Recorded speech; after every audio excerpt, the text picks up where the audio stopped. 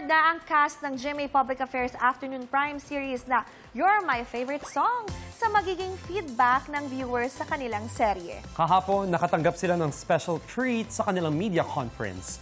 Yan ang unang chika ni Nelson Canlas. From acting challenges sa loob ng bahay ni Kuya, totohanang mga eksena na ngayon ang ginagawa ng mga bida sa GMA Public Affairs Afternoon Prime Series na You're My Favorite Song. Very warm and personal ang media conference ng serye in anticipation sa premiere episode dito sa Lunes. Nilahukan din ng fans ang event na may sinet up pa na kanya-kanyang souvenir and coffee booths to congratulate Marco Masa, Clifford, Heath Hornales at Caprice Cayetano, pati ang iba pang cast members.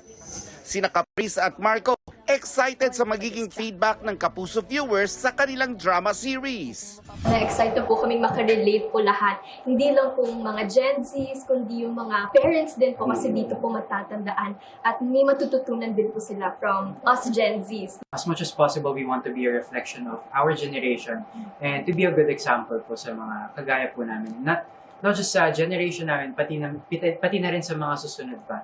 Kumbaga, gusto po namin mag-iwan ng marka and gusto po namin na tumatak po kami sa mga tao. Kahit drama ang tema ng bagong Afternoon Prime Series at mabibigat ang ilang mga eksena, gusto daw nilang bumabalik sa set dahil nakakasama nila doon ang kanilang mga kaibigan. The nicest thing about taping with my friends po is na kahit sobrang tagal po nasa set po or like relax lang po kami sa tent, nag-jamming po kami and nag-singing po kami. And it's just really a great time overall. Tapos nagtatawanan po. Pero pag time na po na mag-shoot, mag-lock in na po kami lahat. Tapos after, tawanan po ulit. Last taping, nag-basketball kaming mga boys. So, yeah. yun yung naging bonding namin.